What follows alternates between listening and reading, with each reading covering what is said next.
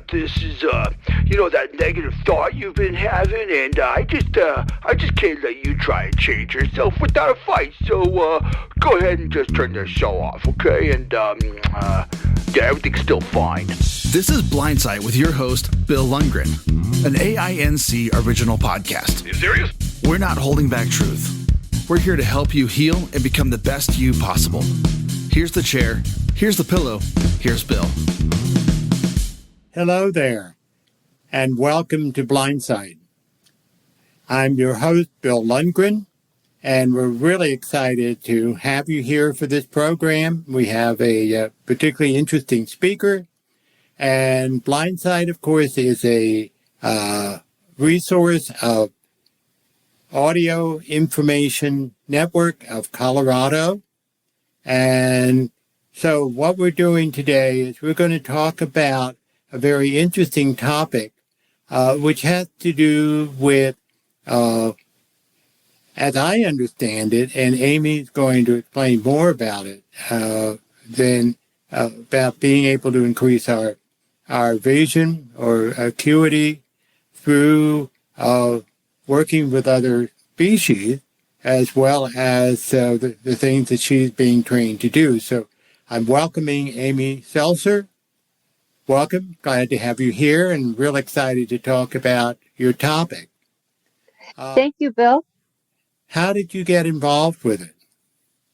Well, one thing a lot of people like is their pets that they own.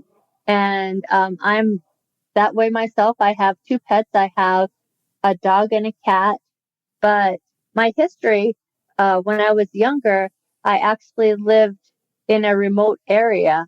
So I've been involved ever since I was just learning to walk and talk with wild animals. So in my neighborhood, there were very few people, but there was a lot of animals. We had, jackrabbits. We had wild coyotes and all sorts of wild animals that were around all the time. So every night when I went to sleep, I could always hear the coyotes running around and catching the rabbits. So I learned a lot about the way that dogs hunt, and that has really changed the way that I think about eyesight. Because if you figure on it, in order to catch a rabbit, dogs have to be able to see very well. And this is why I got the idea in the beginning that dogs could help us to see better. So when I got older and I moved to the city, I never saw the coyotes anymore, but I did, adapt some rescue animals. And as I helped these animals to see better, I noticed that they started to express more of their wild instincts. And I also noticed that I got started to see better in my personal life. So that's where the idea came forth. I wanted to write a book about eyesight because it was an important topic for just your well-being, your physical well-being, your emotional well-being. But then as I spent more time on this book, I really felt like I wanted to emphasize how all creatures have eyes. And when we share our eyesight with these pets that we keep, we are going to bond with them so much closer.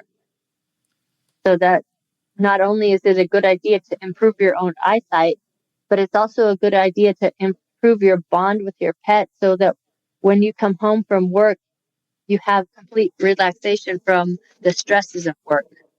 So how do you mean share our eyesight? That's an interesting concept. And you're an illustrator and artist as well.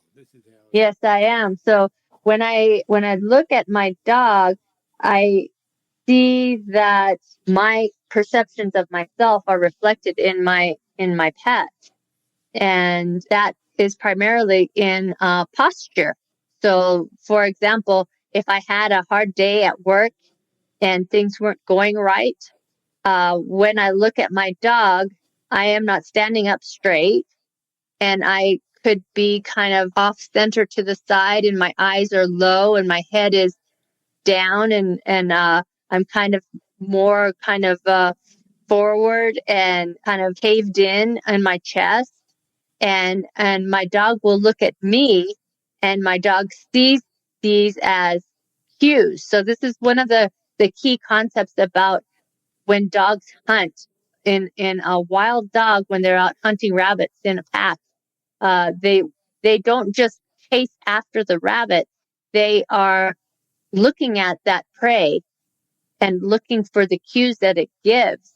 And then the group responds according to what the animal does. So when your dog looks at you, when my dog looks at me and it sees that I have all these different physical posture characteristics that I don't normally have, it sees them as cues, and it sees that I'm not connecting very well to my environment, and I'm not coordinating very well in the room because I have somehow removed myself from my eyesight because I'm stressed out.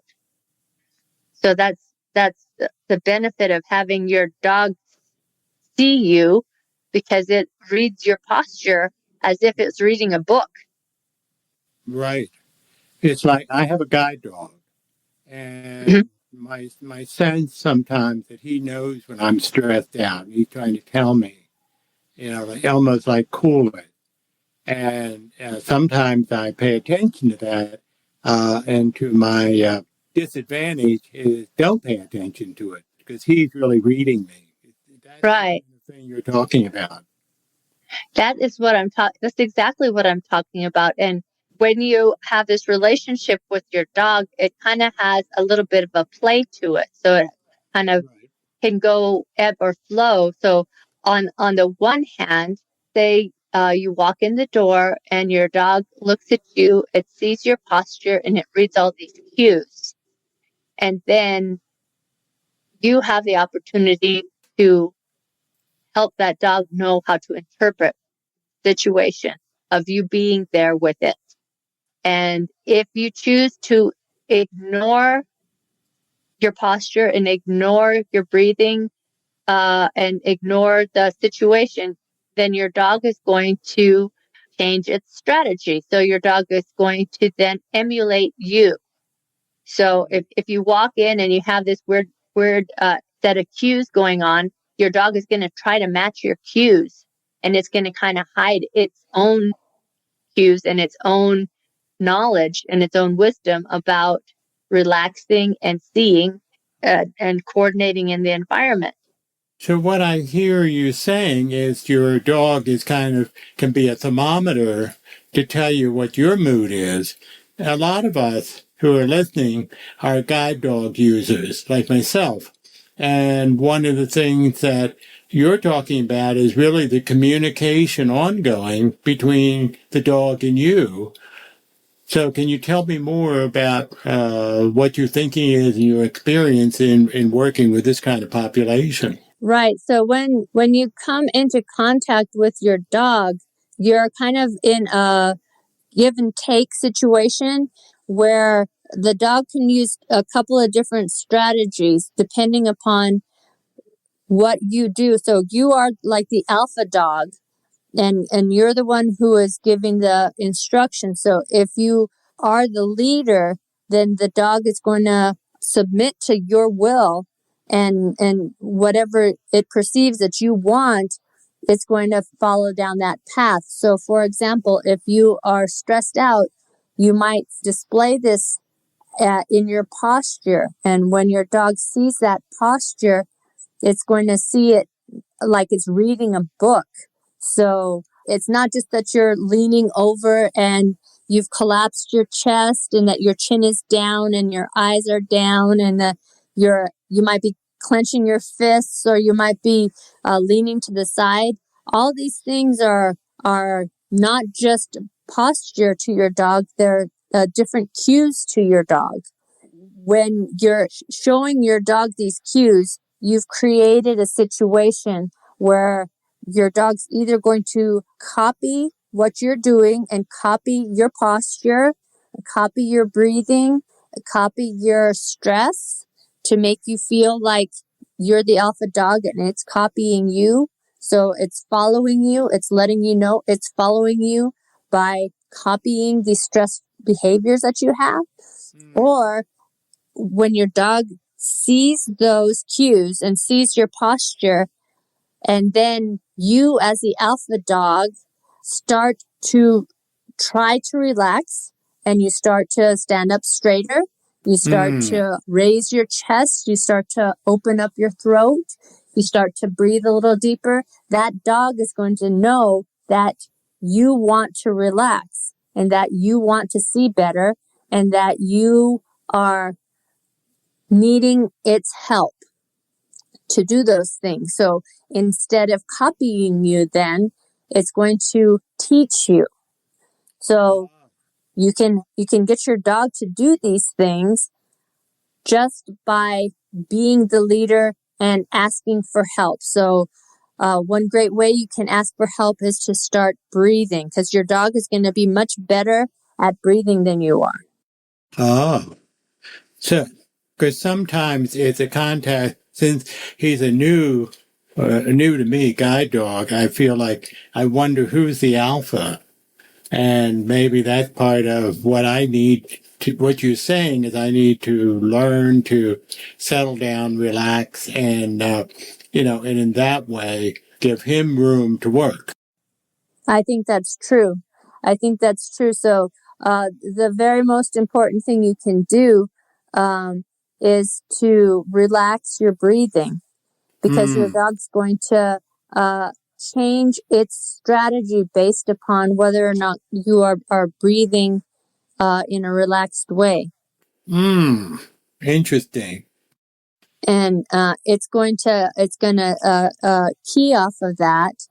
And when you want to bond to your dog, the best step to do is to start breathing. So maybe be aware of your posture and be aware of whether or not you're holding your neck and your shoulders. If you're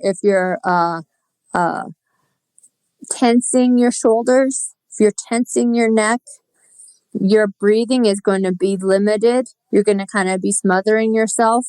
And so you want to just kind of roll back your shoulders and open up your chest and breathe deeper, and try to breathe from your gut. So you shouldn't be afraid of actually using your hands in order to, place your hands on your shoulders. Maybe if you don't want to set them on your shoulders, you can just tap your shoulders with your fingers and lightly tap them. And as you're tapping your shoulders, and you maybe try to roll them back a little bit, and then move your hands upward on your neck, and then tap your neck a little bit. After you've done that to yourself, then you can go to your dog and do the same thing with your dog. So you can approach your dog and reach out your hand. Of course, you want to make sure the dog's okay with you contacting it.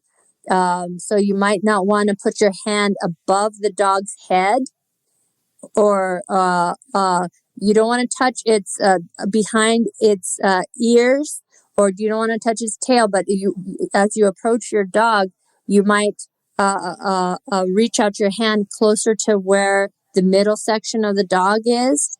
And if the dog seems like it's okay with that, at that point you can touch its shoulders and maybe tap its shoulders a little bit, and then tap its neck a little bit. But that's after you have done those things to yourself. And now what you've done is you've started a direction that the dog is going to respect you as the alpha dog more, and it's going to understand that you're going to do to yourself first what you do to it. So it's not only are you emphasizing that you're the alpha dog, but then you're also emphasizing that this is kind of a healing experience and a teaching experience. So you're saying, I'm the teacher. I just taught you about your shoulders and your neck, and you can teach me too. So as you're tapping your dog's shoulders and neck, you want to watch it very closely and see what it does. So what you might do is see if it moves anything, like any kind of motion, like if it wiggled its ear, or if it blinked its eye. And if it does something like that, try to say its name and say good dog. It might not seem like it's that big deal to you that it wiggled its ear or flopped its ear around, or that it had, like, maybe if you touch its shoulder, its shoulder will move a little bit. Then you always want to say the dog's name and say good dog, because it's talking to you through these cues that it's giving. And that's much more subtle than some of the training that we might get elsewhere. That's it. Part of natural vision, okay, part of interspecies natural vision is if you get a cue like that from your dog, you want to make a mental note of it. And what it's called a comparison. So you say to yourself, when I walked in this room, my dog was sitting pretty much perfectly still. And then after I touched my dog's neck, then it moved. And now you've made a comparison. You said, we started out this one way and then something changed. When you make that comparison in your mind, you are activating your neuroplasticity. Mm-hmm. So when you talk about learning, you can learn your whole life. You know, all you have to do is you have to invest the time in order to help your brain to learn. So when you engage with your dog, you demonstrate the action upon yourself, then you show your dog by touching it, then you note and make the comparison in your mind how the dog acted before and after, and now your brain will start making chemicals about learning. So you've told your brain, through the help of your dog, you've told your brain, I'm going to learn how to see better. I'm going to learn how to breathe better. And even though it might seem very simple, these small comparisons that you make are telling your brain to make chemicals that will help you to make other changes as you're getting better and better at seeing. So in other words, if I'm spending time with a guide dog and the dog is always with me, mm-hmm. but I need to be paying attention tactily, largely, since I can't see what he's doing, but by feeling, his motion and so forth, I'm learning what he needs. Absolutely. Absolutely. And so when you're and I don't want to emphasize too much eyesight on this, because dogs' eyesight is not the best part of their body. Right. They have all these different motions that are cues that you can experience and you can observe. And so when they're making this motion, then you can compare it and say, what we just did caused it to have this, like, for example, like it moved its shoulder or something like that. You can feel that in your own shoulder. Right. Right. And excuse me, I want to make sure I'm clear on this. In other words, the two of us are really more in sync. Makes getting us more in sync. Right. So you could either say, like, if you notice your dog had some sort of motion that it did with its body, you could either concentrate and try to feel that motion in your own body if you want. Mm-hmm. Or else you could just say the dog's name and say good girl or good boy, so that the dog knows that you saw that. So if it does something that you're not sure you can do, like if it makes some kind of motion that you can't recreate right away, you can always say its name and then say good girl or good boy. So maybe later on, if it does it again, like you would be able to feel it another time. Right. But if you can't, you want to respond really quickly. And if you can't feel it yourself right away, then you can always say its name right away so that it knows that you saw that. And you can get some of the signal, the motion signal, through the harness as well, because the harness is so tuned to the dog's body. So that's another way you get some of the messages from the dog that you've got to pay attention to. Yes, I think that's absolutely true.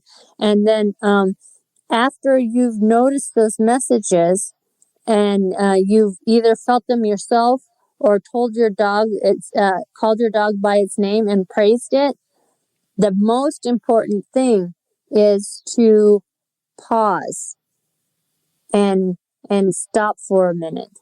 So when you notice those things, think about it a little bit and think about where you are and what time it is, and just give yourself a second to pause and reflect upon it.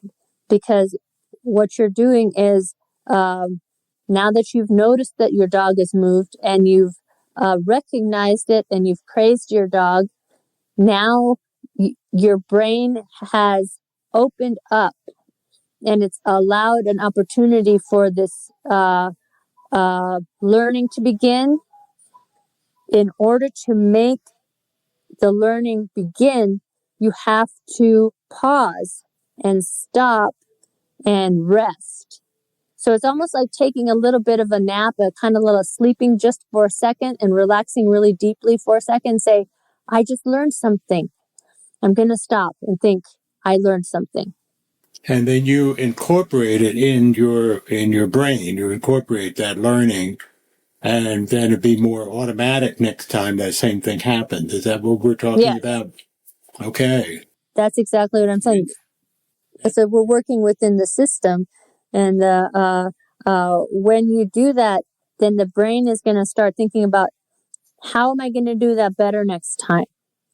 What can I do? So that's when you get a real advantage for working with a dog, because dogs are very expert at transitions, and part of transitions is to just stop and pause afterwards. I have a friend who has a new puppy, and this is a kind of a dog that could be trained as a guide dog. And one of the it's not trained yet, but one of the things that it does is every time it has some action, it stops after it did it and just rests. And that dog is very, very smart, because it instinctively knows that it has begun to learn and needs to stop and rest. Oh. So you might think, "Oh, you dumb dog! Why don't you keep on coming? We're doing so good. We're learning so much." And the dog is like, "No, listen to me. I'm teaching you. That when we learn and when we're starting this relationship and we're going down this path, the most important part of it is to stop. So we are on this path." So what you're saying is, if I hear you right, this natural way of operating with dogs is not so natural for us, because we're American and we go fast and everything has to happen in an instant. And you're saying slow down, which is good for us anyway. That's the advantage of using a dog, because a dog is never going to forget about the transitions. And that's exactly right, is that we're going too fast, and we want to find it out, and then we want to zoom to the next subject and learn that, and then go on to the next thing, and it's always go forward, and that is a pressure that we get from society, that our dog can teach us how to escape that. So we need to reduce our pressure, and our dog knows that if we give it permission and we start this relationship with the dog it will show us right away how to do that transition. Right.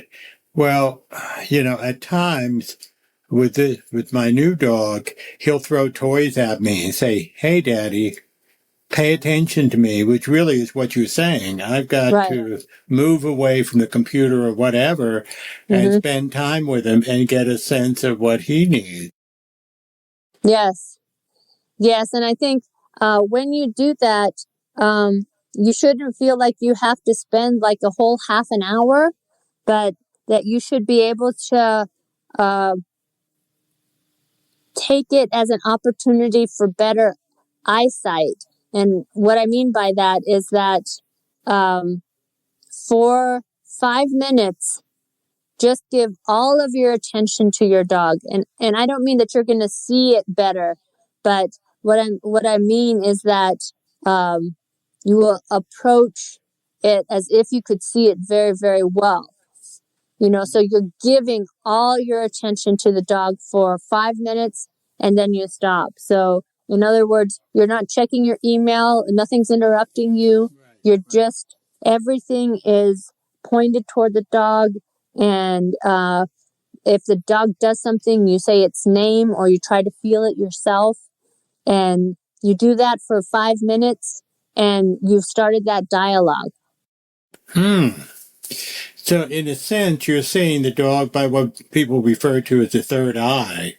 It's kind of the brain doing the operation, but you've got to give it time to work. Yes. Yes. So what you might do is you might consider that your dog doesn't have a lot of needs, but it does have a need that you would be very, very coordinated with it.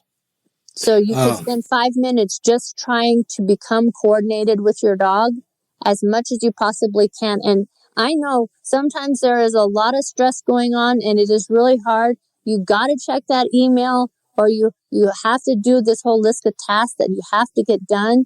And it's not like a question, maybe it's something that you have to do. And sometimes it's very hard to just say, I am going to spend 5 minutes and I'm going to pretend like there is nothing else in this whole world than just my dog. And every time my dog does something, then I'm going to notice it and I'm going to say praise to it, say its name or try to feel it myself. And I know it's hard to do that, but the next time it will be easier because what you're doing is you're teaching your brain that when you see your dog, it's going to go to this whole completely different mode. And so every time you spend that 5 minutes to interact with your dog like that, you're teaching your brain that during the day, I'm going to have these periods where my brain can stop and my brain can start to learn new things. And I will be thinking about my posture. I'll be thinking about my dog's posture. I'm not going to think about other things. I'm just going to be breathing, and just really coordinating with my dog in every way that I can think of. Then after you've done that for a while, then it will be easier to do that. And you can get on a deeper level with your dog. So what other things should we be looking for, when we're working with a dog that'll help the dog and us to be more effective because we're so dependent on the dog. I mean, really, when you think about it, a guide dog user need really, we don't like to admit it, or at least I don't like to admit it, but we need the dog. And you're telling us to pay attention to them rather than worrying about teaching them, let them teach us. Right. Because remember, whether or not you think you're teaching the dog or you think you're not teaching the dog, that dog still sees you as alpha. And you're in charge because you're the one who gives it its food and its water and its shelter. And so even if you think you're not really in charge, that dog is always going to see you as being in charge. So it's not a question of who's the alpha. You are the alpha. It's just a question of within that relationship of that dog needing you all the time, and you are the leader of the dog all the time. If you're going to let it teach you, you know, and if you're going to let it be in charge, and if you're going to let it help you relax, because the dog is probably not ever going to get you to work harder. The dog is probably going to want you to coordinate with it and to relax more. Which is certainly a great enterprise for a lot of us, particularly when we're, if we're nervous about blindness, for example. And, I can't see, I need to make decisions. And you're saying, if I hear you right, the dog, will help us to see better the things that we're afraid of. Yeah. And how to handle it if we just let it. I think so. I think so. And that the nice thing about a dog is he's not going to charge you anything for it. True. You can save a lot of money by letting your dog teach you those sort of things, Well, what do you cover a lot of this in your book? Tell us a little bit about your book. Well, in my book, I kind of I developed this story about what it means to have eyesight. Okay, so when I talk about eyesight, I don't mean about being able to read and drive and do all these things that you can do with really 20/20 vision. Okay, those things are good things. I'm not saying that they're bad, but what I'm saying is that in my book, I talk about how the eyes are in the very beginning of your chain of command. So little muscles in your eyes and little changes of things that seem small to you and your eyes are very large and important to the whole rest of your body, because your eyes are the boss of your body. So it is hard to be blind, because it's like your boss is not able to give the commands that your body's expecting, but it's still the boss. So in my book, I talk about how it's so important to try to pay attention to your eyes every day and improve as much as you can, not trying to think about perfect vision, but just trying to keep what you have and to enjoy what you have. So any little bit of vision you have is a huge improvement for your whole body and your whole life. So as I am saying, you go over to your dog and you notice that you use its harness in order to notice that different things are moving in its body. This is also part of eyesight, because when your body can sense your dog's body moving, it's relayed to your eyes. So even though you can't see it with a visual way, and yet your brain is using it as if it was like a visual information. So it's holding that space and saving that space, and it's maybe even increasing your neuroplasticity to allow for more space to be given later on. See what I'm saying? So one of the important things about my book is that I rescued a dog that was completely blind, and by doing this interspecies natural vision, I increased her eyesight. I'm not saying that she can see perfectly well, but I'm saying just small changes in her eyesight. Just like when I first got her, her pupils were completely obscured. They were completely blocked. And through natural vision, she got some light going into her eyes, which completely changed her life. So I'm not saying that she can see everything, but what I'm saying is that we need to fight for our vision and to see whatever we can see, because it is so important for our whole bodies, because our eyes are in charge of everything. So any little thing that you can see and have as information for your eyes is going to be a huge benefit for your whole life.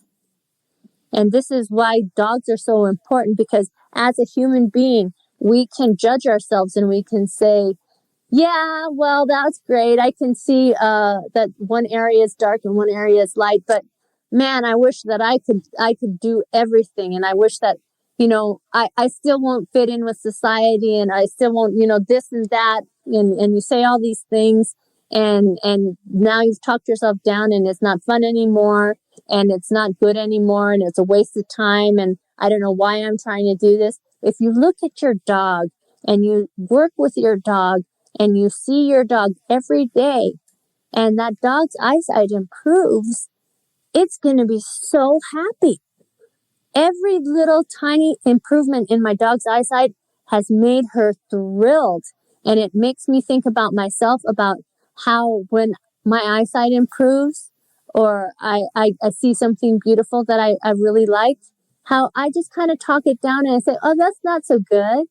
That's not so great. I don't know why I'm happy. I don't know. The dog never thinks that. Uh-huh. When the dog when you connect to your dog, that dog's going to teach you about how important eyesight is, and how great it is, and how it is the best thing to cherish and love that, because it makes you happy.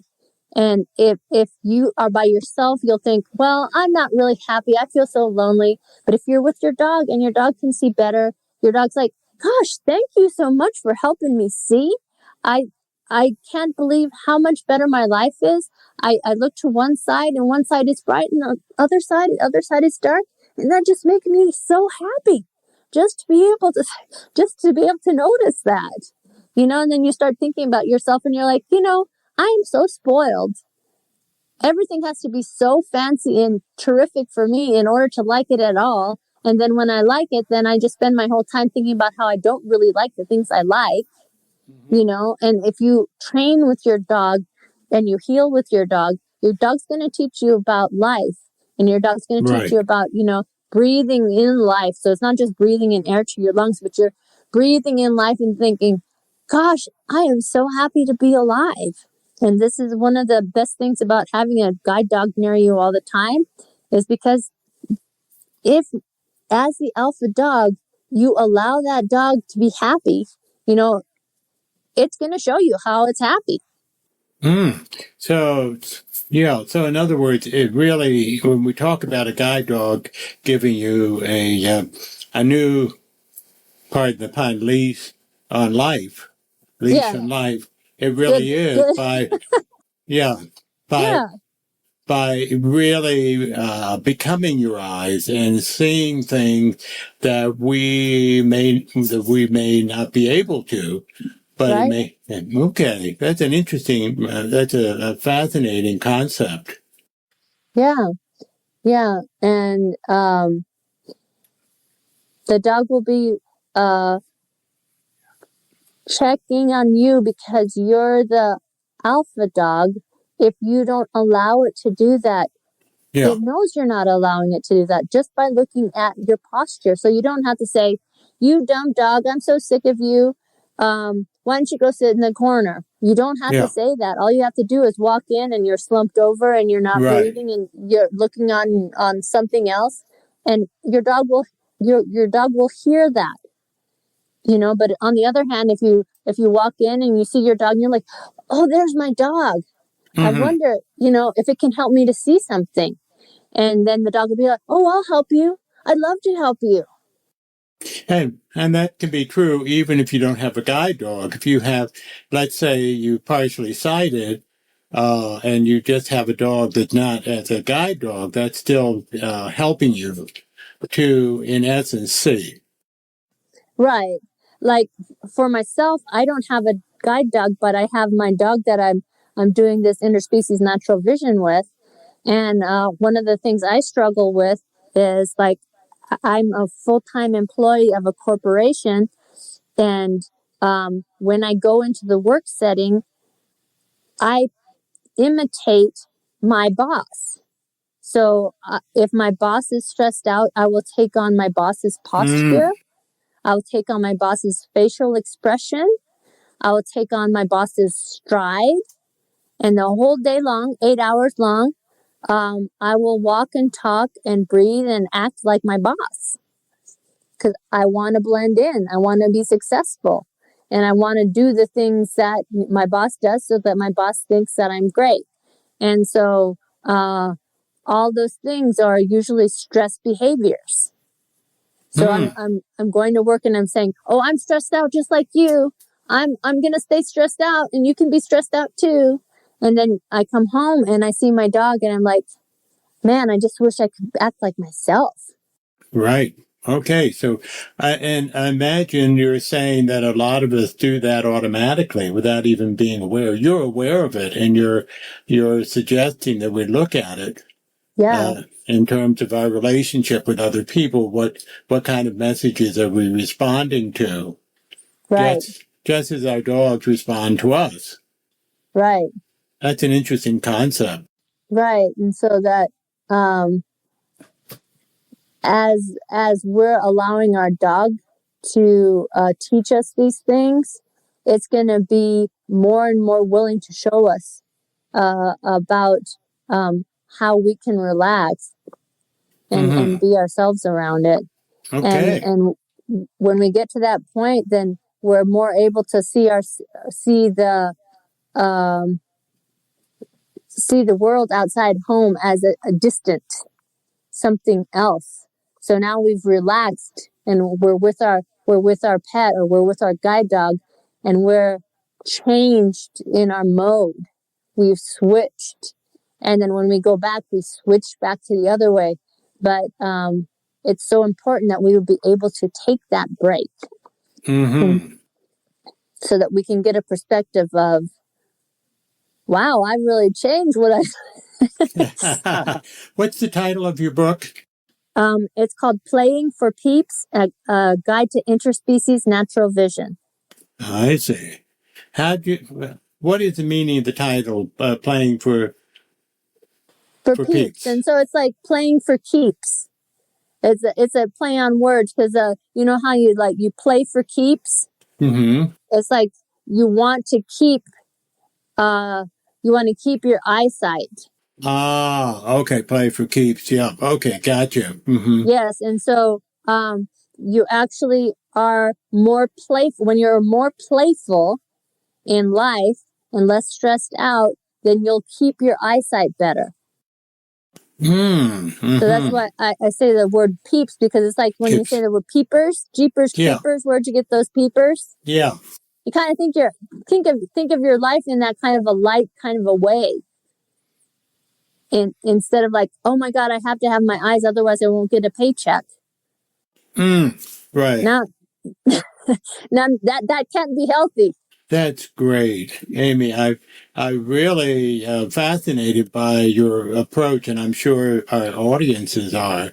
And I hope that we can keep in touch. And how can people get?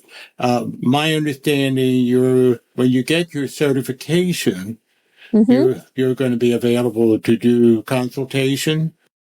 Yes. So right now I am studying with iTools iSchool in the Netherlands, and I'm doing Zoom classes with Peter Reuter of Utrecht, Netherlands, and I actually have just received my certification as a holistic vision teacher, but I'm not offering classes until I finish my book. So I'm going to finish my book on the end of September, and at that point I'm going to start offering classes as a certified holistic health teacher.